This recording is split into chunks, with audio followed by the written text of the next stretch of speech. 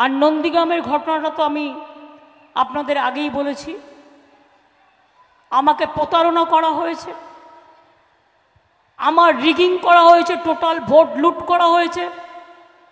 সেদিন DM SP সবাইকে change করে দিয়ে বিজেপি ক্ষমতায় আছে বলে গায়ের জোরে ইলেকশন কমিশনের সাহায্যে ডিএম চেঞ্জ করেছিল, এসপি চেঞ্জ করেছিল, আইসি চেঞ্জ করেছিল, আর ইলেকশন হয়ে যাওয়ার পরেও লোডশেডিং করে দিয়ে রেজাল্ট পাল্টে দিয়েছিল। আমি আজ নাও কাল এর বদলা তো নেবই। কিভাবে নেব, কেমন করে নেব, সেটা আগামী দিন পথ দেখাবে। চিরকাল বিজেপি থাকবে না, চিরকাল সিবিআই কোলে রেখে দেবে না, চিরকাল ইডি গায়ে কোলে রেখে দেবে না, চিরকাল ইনকাম ট্যাক্স কোলে রেখে দেবে না।